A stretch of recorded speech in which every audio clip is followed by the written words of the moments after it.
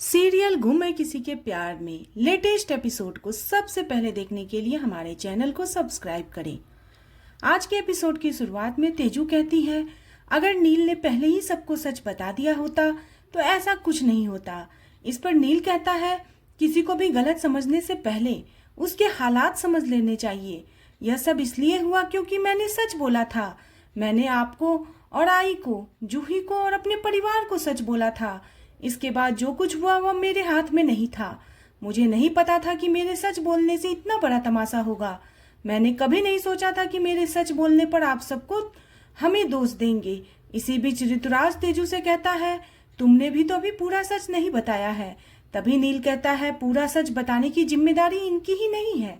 जो जरूरी था वह इन्होंने बता दिया। इनका तरीका गलत था, लेकिन इनकी बात गलत नहीं थी। नील तेजू का समर्थन करता है और कहता है, आप सब क्या चाहते थे कि इनके परिवार की बेइज्जती हो और यह खड़े खड़े वहां देखती रहे।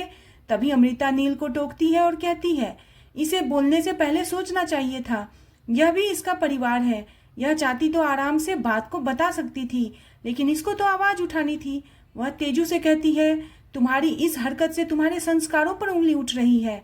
सच बोलने का भी एक तरीका होता है, लेकिन तुमने सब मेहमानों के सामने लीना को गलत साबित कर दिया। ऐसा क्यों किया? तेजू कहती है, मुझे किसी को भी गलत नहीं साबित करना था।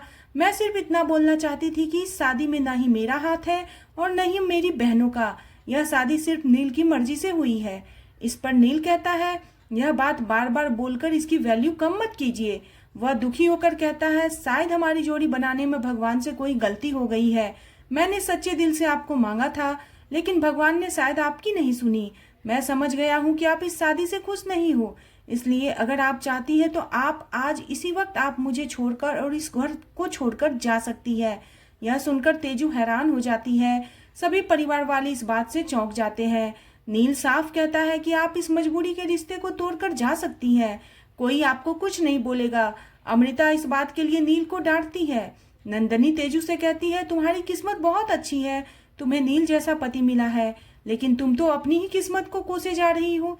तभी ऋतुराज कहता है, अगर कोई कंफ्यूजन है तो मैं आसान कर देता हूँ।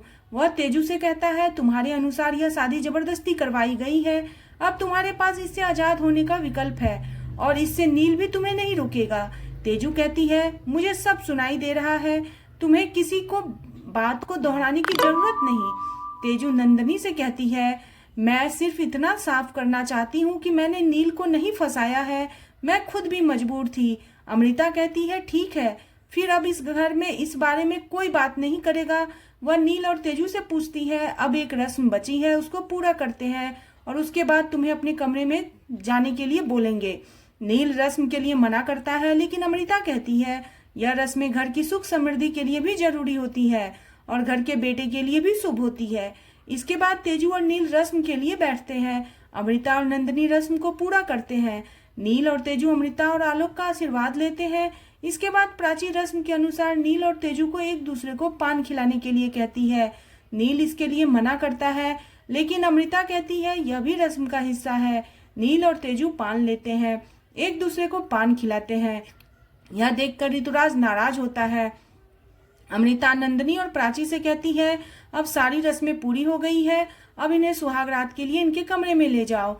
इसके बाद प्राची तेजू को दूध का गिलास देकर कहती है कि तेजू को चक्कर महसूस होने लगता है और वह बताती है कि उसका सर दर्द हो रहा है। तभी प्राची मजाक में कहती है, आप कमरे में चलो ना, नील दादा आपका सारा दर्द ठीक कर देंगे।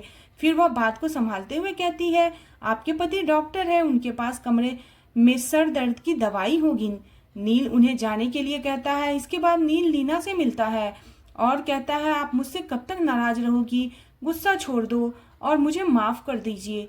यह लीना को गले लगाकर उससे माफी मांगता है। लीना उसे हटाकर कहती है, तू अपनी बीवी के पास जा, अब वही तुझे गले लगाएगी, तुझे प्यार करेगी, अब तुझे मेरी जरूरत नहीं है। यह कहते हुए लीना चली जाती है। दूसरी तरफ ऋतुराज परेशान होता है और नील और तेजू की रस्म को याद करता है। वह कहता है, तुम कितनी झूठी हो तेजस्विनी। पहले बोलती हो तुम्हें शादी नहीं करनी, फिर मुझे शादी के लिए प्रपोज करती हो, फिर नील से शादी के लिए बोलती हो, जबरदस्ती शादी करवा दी। अब जब नील इस शादी से आजादी का मौका देता है तो मना कर देती हो। वह गुस्से में कहता है, मुझे पता है तेजस्विनी मेरे सामने नाटक कर रही हो, क्योंकि उसे डर है कहीं मेरा सच मैं सबको बता न दूं। तेजस्विनी को ना पहचानने की गलती ने मुझे बहुत नुकसान पहुंचाया है। जब भी मैं तेजस्विनी को देखता हूँ तो मेरा खून खौलने लग जाता है।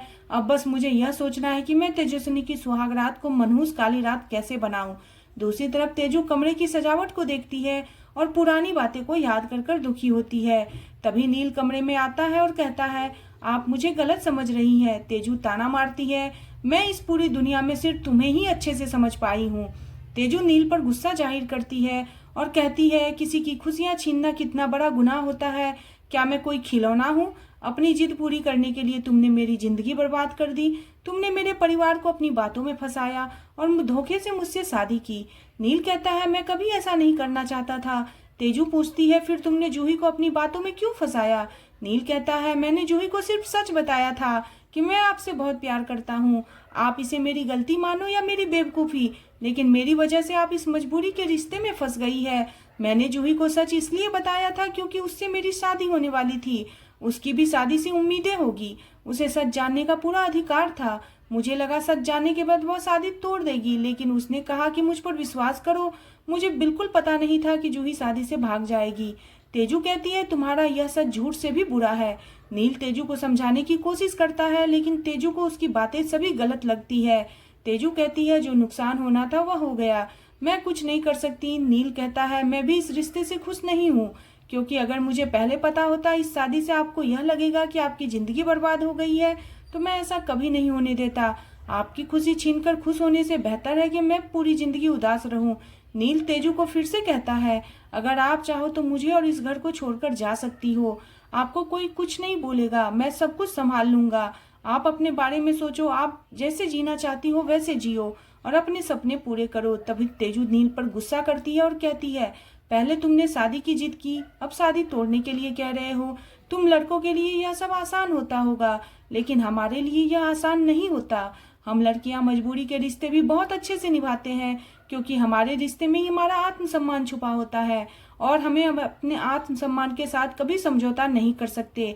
यह बात तुम हमेशा याद रखना। इसी के साथ एपिसोड खत्म हो जाता है। अगले एपिसोड में देखने को मिलेगा कि ऋतुराज दरवाजा खटखटाता है और कमरे में आकर तेजू को गिफ्ट देते हुए कहता है, इतना हक तो मैं रखता हूँ ना।